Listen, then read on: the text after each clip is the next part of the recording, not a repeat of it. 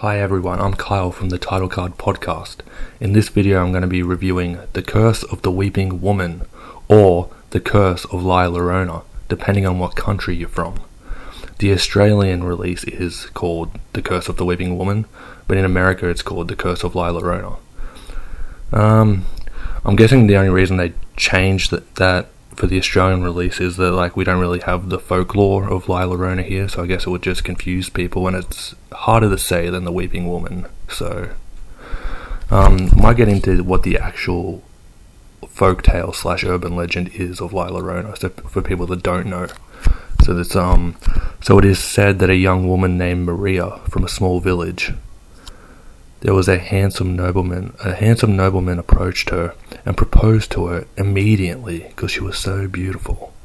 They got married and had 2 sons.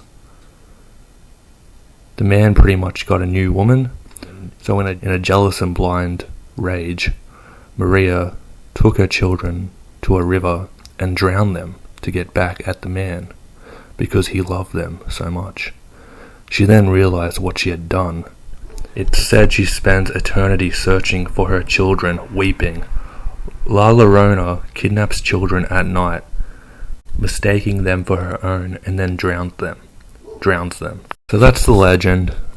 Not the greatest legend, not the most original legend really, but no one really knows where this originated from and who Maria actually was, so it could just be one of those tales that really have no basis in reality. Normally there's some small nugget of truth in these things.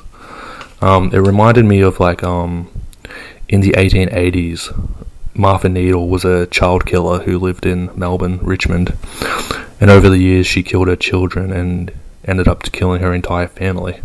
At the time the public didn't know Needle was responsible for the killings.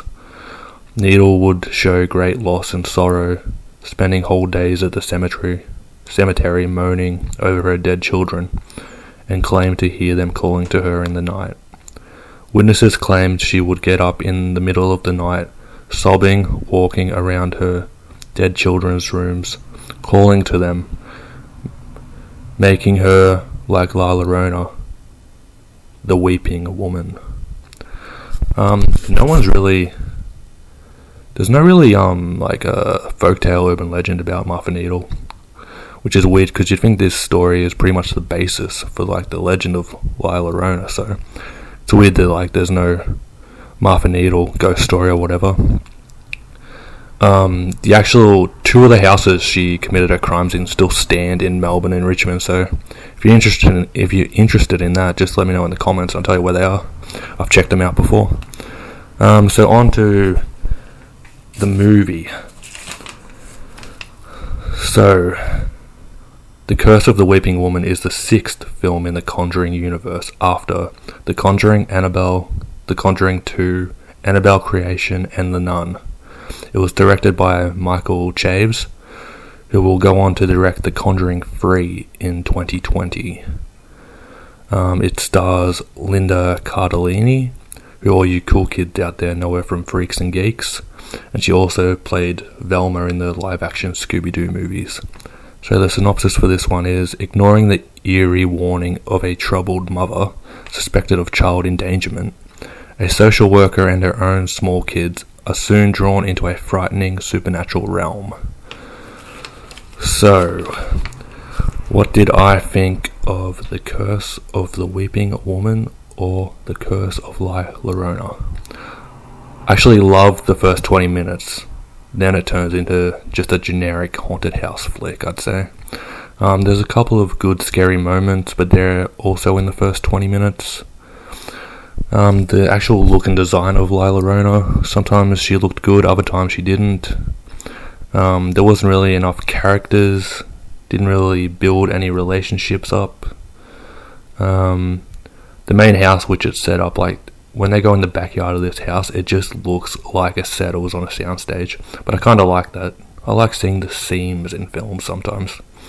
There's a few decent plot holes in this one, not to do with the supernatural, just in movie making there's plot holes in this. The main character is a mum who works for child services, but the movie makes her out to be a bad mother. Like, one scene, she leaves her kids in the car in the middle of the night to go look at a crime scene of 2 dead children, and she didn't know how these children died. There could have been a serial killer out there, and she just left her kids in the car. Her 2 kids and 2 children had just died. Could have been the child killer lurking out there, and she also leaves her children at home by themselves. It is set in 1973, so that could have been common at the time to just leave your kids at home. Like, I know back in the 30s, 40s and that, people used to leave their doors unlocked, so could have been a thing. Yeah, like I said just before, it was set in 1973, but you can't really tell. Like, they didn't really do anything with the era.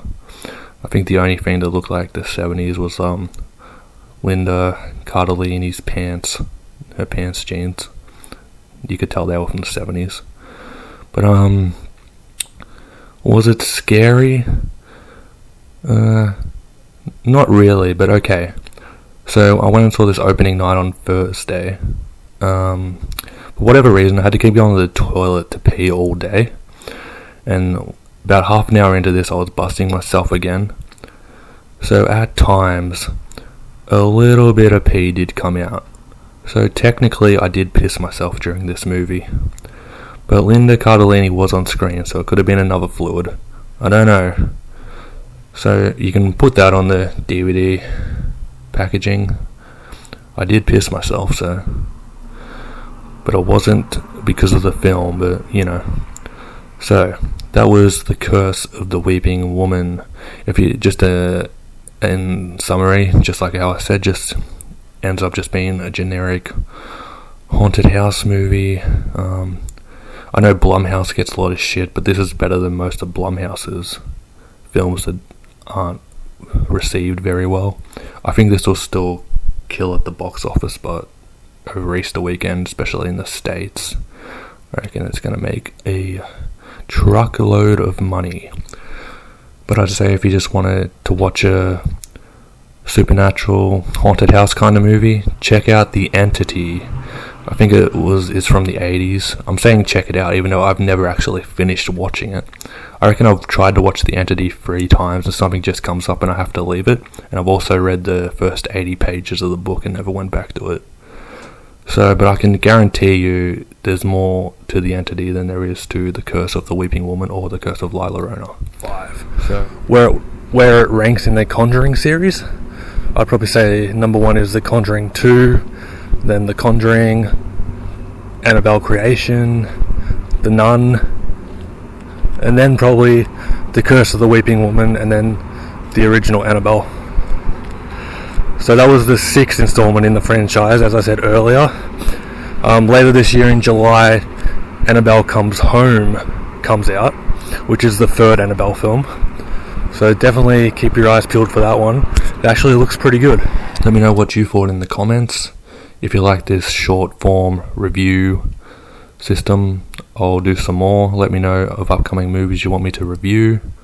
You can find it the Title Card podcast. I'll put a link into the description, which is a movie podcast I do with my friend Cameron, and it's like normally over an hour and a half, so there's a lot more reviews in there and more in-depth discussion.